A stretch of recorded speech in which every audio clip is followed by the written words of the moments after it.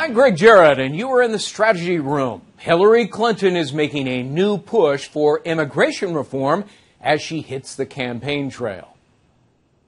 I will fight for comprehensive immigration reform and a path to citizenship. If Congress continues to refuse to act, as president, I would do everything possible under the law to go even further. Clinton went further, attacking Republican candidates, saying they see legal status as a code word for, quote, second-class status. Here now with reaction, political strategist Joe Lestingi and Brad Blakeman.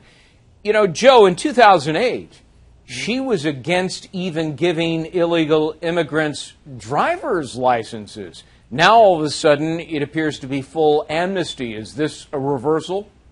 Well, actually, it's interesting that you put it that way because, Greg, if you look at the landmark sort of idealistic issues that we've seen over the past decade and a half and the shifts in them, look at gay marriage, immigration status, these things have become these hot-button issues before that were dangerous to touch, and you sort of measured your response on them to things where now you could take a full-throated, hard position on these issues and really stand up for something. What she did was very bold, and I think that this is going to change the debate. I mean, here we have the presumptive nominee for the Democratic Party running on this issue, putting this issue front and forward, basically pushing the ball into the Republican primary to make them talk about it now, which is going to be fascinating to see what happens on the other side. This was a big move for her. But she's flip-flopped on this, hasn't she? I think everyone has flip-flopped on this issue. The evolution of this issue, just like gay marriage 10 years ago, has changed and morphed into something that's more acceptable. We have talked and debated in this country constantly about what do we do with the illegal immigrants that are here. We've started referring to them as these undocumented workers. We're starting to look at them as real people now, right, which is a big step for this country. And she's right. Brad, using their status as second-class citizenship. I mean, Brad, that's what they're saying. When you listen to her speech, you know, she said if Congress doesn't act, that she, as president, would. In other words, she would build on President Obama's executive actions. Take a look at the Fox News poll we put up on the screen, what Americans think about the president's executive action on immigration. 74% are very and somewhat concerned. So is this the kind of thing that could alienate some voters?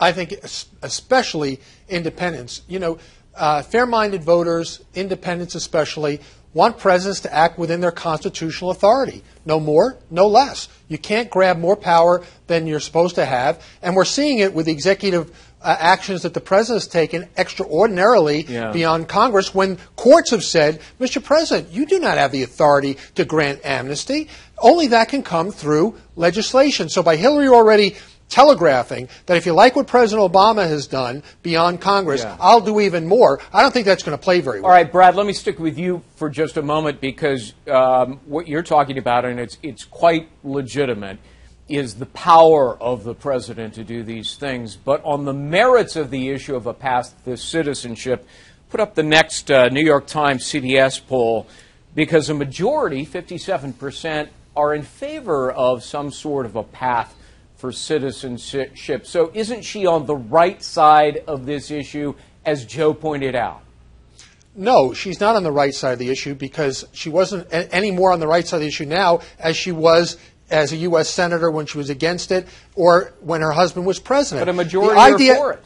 The common sense solution is that America is not going to deport the 11 to 12 million that are here. There should be a pathway to citizenship. Republicans need to address it, no question about it. But it's got to be fair and equitable, especially to the people who have followed the rules. So for once and for all, there's got to be comprehensive immigration reform that takes into account a lot of things, including border security, visas, taxation, jobs, a whole host of issues. And that's going to come by way, hopefully, the Republican solution is not an omnibus bill of 4,000 pages, but incremental bills that solve the problem. You know, Joe, it was just last year that when there was a surge of children and families from Central America crossing our border, that she said they should be sent back.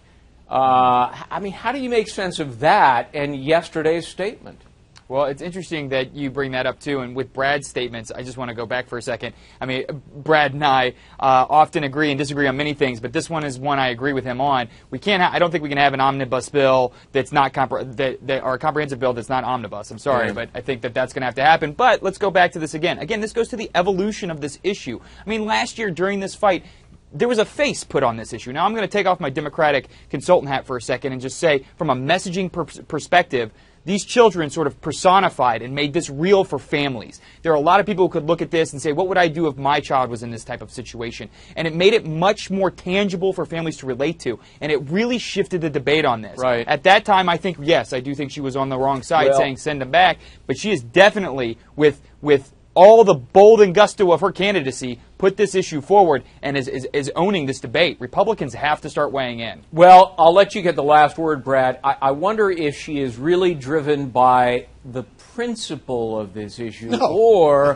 by the politics of it, recognizing that Jeb Bush and Marco Rubio could win a significant portion of the Hispanic vote if they're the nominees.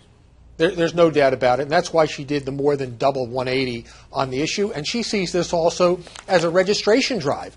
She's trying to pander at all costs to not only the base but to new voters, and that's all this is. And of course, she wants to take an altruistic road, and that's going to come to a dead end as soon as Republicans start weighing in on their solution for immigration reform. See, I knew you were going to bring up the P word, pander. As if no politician ever does that. Yeah. Hey, Joe and Brad, good to see you. Thanks. Nice seeing you too. Check out FoxNews.com for more on the 2016 presidential race. I'm Greg Jarrett. Thanks for watching.